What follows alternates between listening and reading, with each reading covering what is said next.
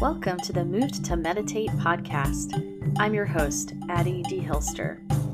If you're a yoga practitioner or teacher who knows that there's more to yoga than poses, but you're wondering where to find that, come join our quiet little party. Here you'll find resources to help you deepen your practice, as well as insightful conversations with yoga, movement, and meditation teachers from a range of traditions. On this podcast, we spotlight the more contemplative aspects of movement practice. So we talk about all things gentle yoga, meditation, yin, restorative, yoga therapy, mindfulness, and more. Listen in and connect to a community of like-minded practitioners.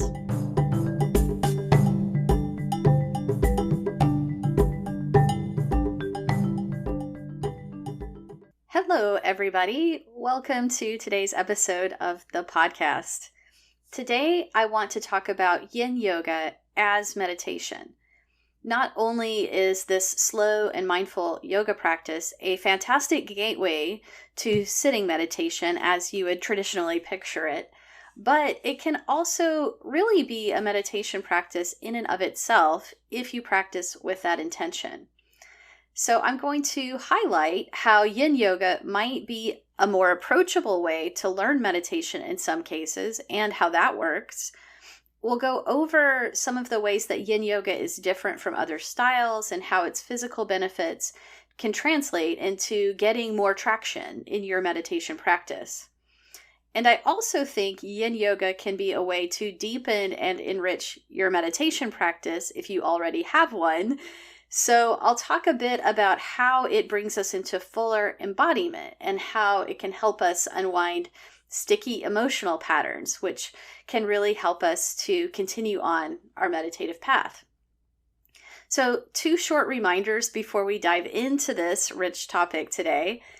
If you want more support for your at-home practice or to explore some of the topics that we cover here on the podcast, go check out the Moved to Meditate class library, which has a large online catalog of mindful movement, yin yoga, and meditation practices that I've recorded.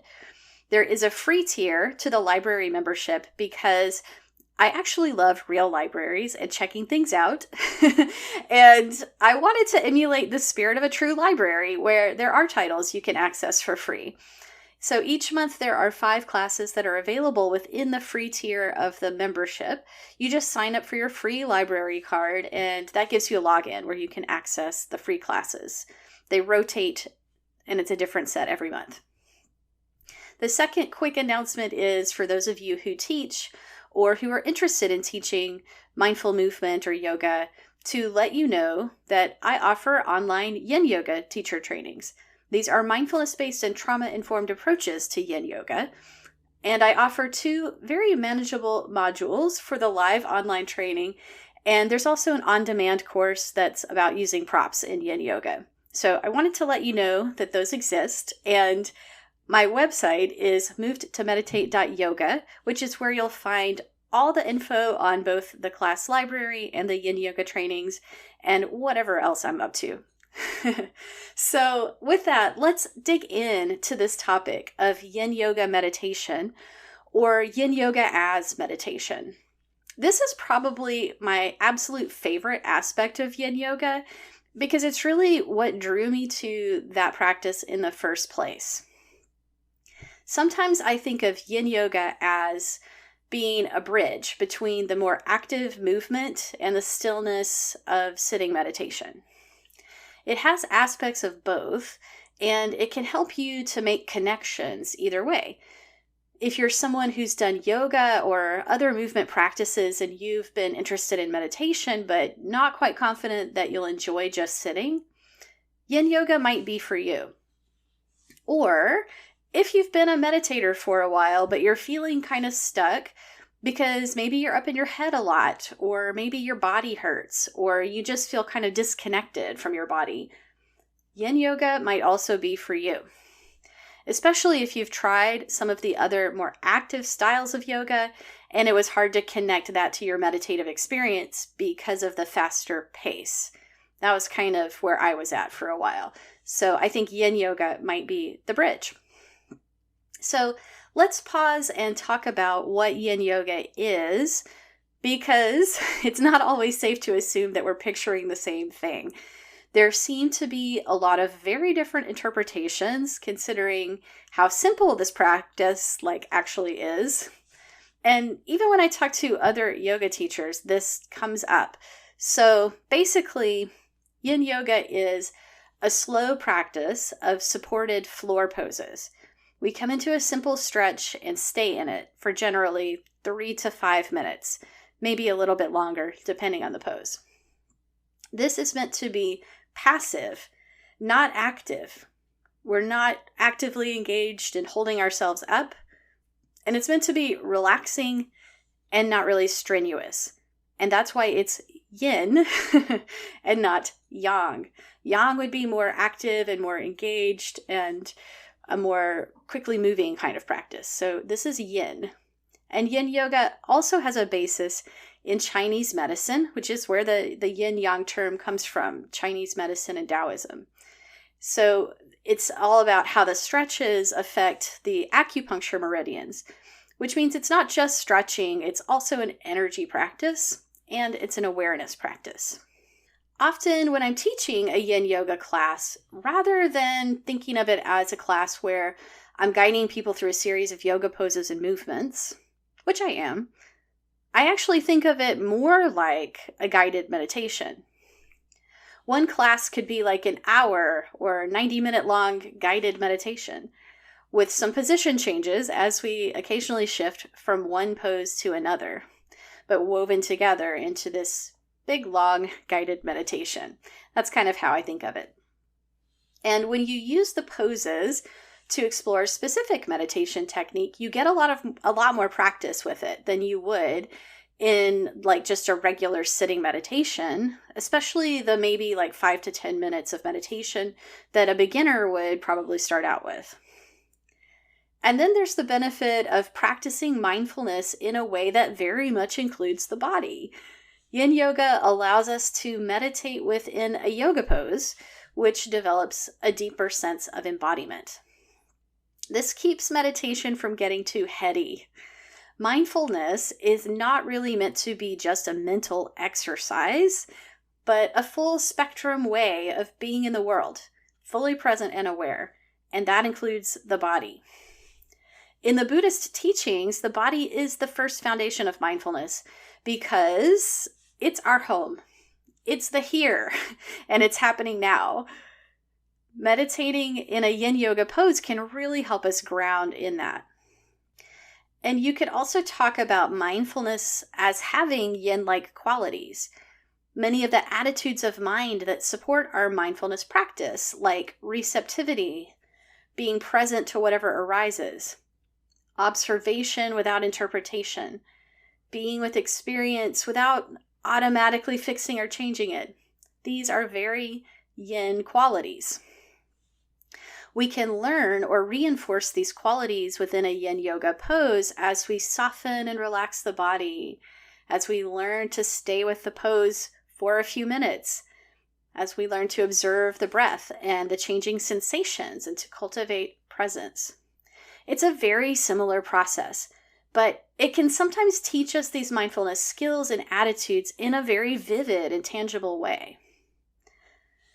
Let's go a little further into why yin yoga might be a more approachable way to learn meditation for some of us.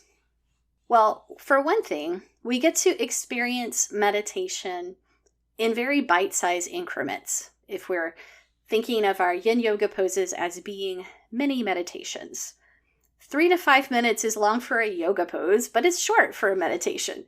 And that could be more manageable than sitting down for a 10 or 15 minute meditation if you're a beginner. We can say, okay, I'm just going to meditate for the 3 minutes that I'm in this pose. But then we can do it again in the next pose and the next pose.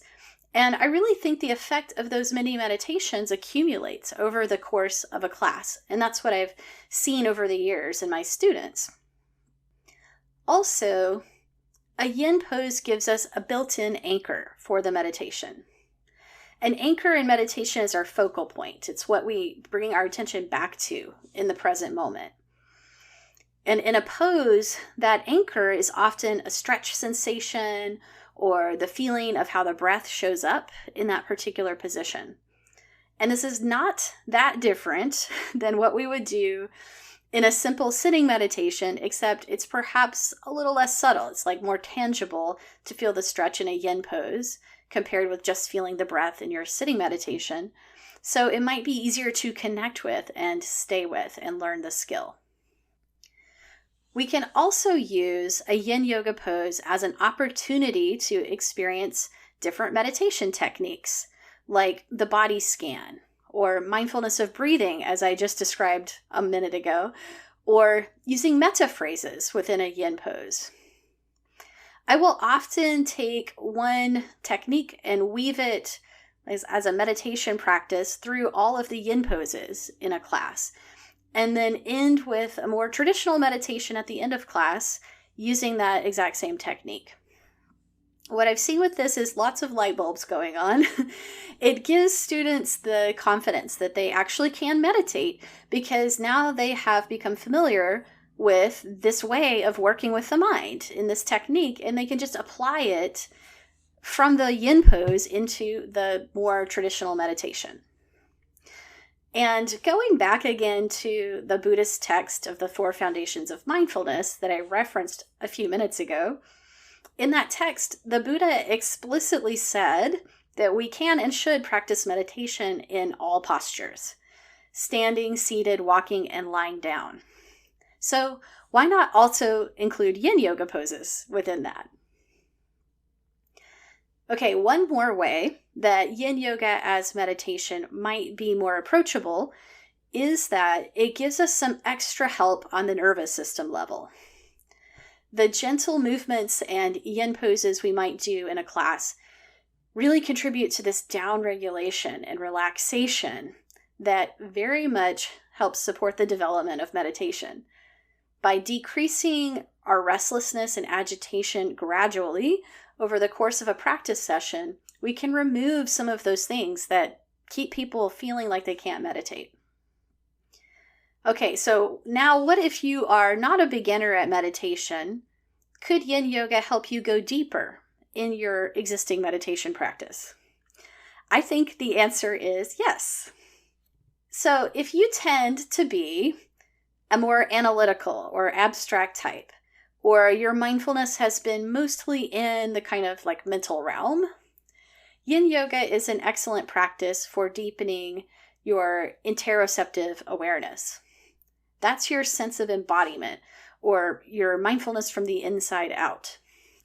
And as far as movement and yoga practices go, yin yoga is especially ripe with possibility for interoception, because you're not having to move from pose to pose so much like you do in more active yoga practices, which requires a lot of proprioception, knowing where your body is in space.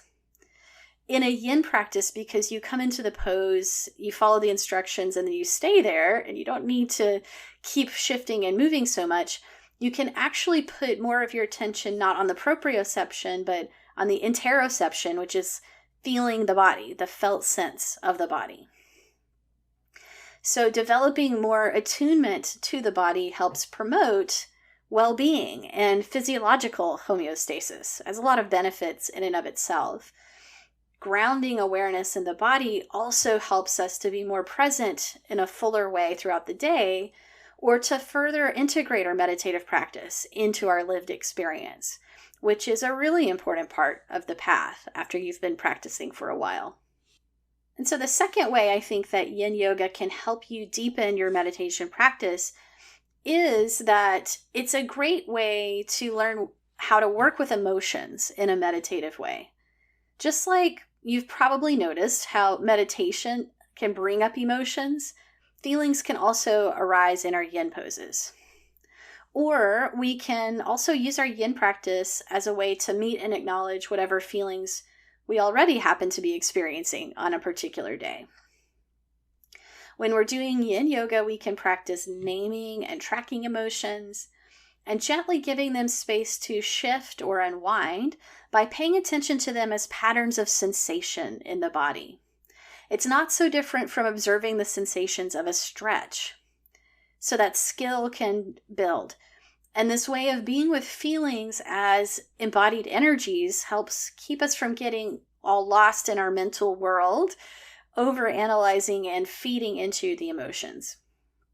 We may also find that some of our stickier emotions or recurring patterns are reinforced by holding patterns in the body. When we can start to identify how emotions actually register in the body and begin to relax and let go of some of those tensions on the physical level, we are also loosening the feedback loop that ignites that emotion in our mind. It's a bottom-up method for processing feelings and changing how we relate to them. So a few last thoughts and tips on practicing Yin Yoga as meditation. I would say that because Yin Yoga is kind of like a middle ground between mindful movement and meditative stillness, it's good to start your practice with a few minutes of gentle dynamic movements, like some cat-cow, some gentle twisting to each side, some side bends, some hip circles, like simple, easy things. These can help highlight any areas of the body that need extra care, and it helps discharge excess agitation and restlessness before you settle into a longer held yin pose. Then you can choose a set of yin poses to do, holding them for 3 to 5 minutes each, and end your practice with a meditation, which of course could be a mindful shavasana, lying down, or a seated meditation where you're applying some meditative technique that you were practicing in your yin poses. And please make sure that you do use support as needed in your poses so that you can actually relax into a manageable stretch. By support, I mean blankets, pillows, yoga props, the things that help you customize each pose for your body. Otherwise, it actually becomes a struggle and a distraction, which is the opposite of what we're intending here. And often I've seen when we refuse to use support, we miss out on the nervous system benefits of Yin Yoga, and we find it next to impossible to pay attention to any kind of meditative technique because we're just struggling with the body. So if you're interested in Yin as a meditative practice, using props to find sustainability in your poses is absolutely essential. Or if you're interested in teaching Yin as a meditative practice, your students will find it much more effective when they have appropriate support. So I hope you are feeling inspired to explore some embodied meditation through Yin Yoga, and that this has given you some clear ideas on how to do that. I have done several other Yin Yoga episodes previously on the podcast, so if you want to learn more, look those up. There are some great interviews also with other teachers where we talk about therapeutics and trauma-informed Yin and Yin Yoga for mental health and all kinds of things about this practice. And like I said, at the top, if you want some further guidance or examples of the kind of practice I'm describing in this episode, there's always a Yin class in the free tier of my class library. And you can find that resource at movedtomeditate.yoga/class library. So go find your resources, go find your pillows and blankets, and unroll your mat for some rich and relaxing mindful Yin Yoga. Thanks as always for listening to the podcast, and be well until next time. So that's today's episode. If you enjoyed this conversation, please share it with a friend and/or leave us a review on Apple Podcasts and help others find us that way. To learn more about my work, the Moved to Meditate class library, live online classes, teacher trainings, and private lessons, go to movedtomeditate.yoga. Thanks so much for listening.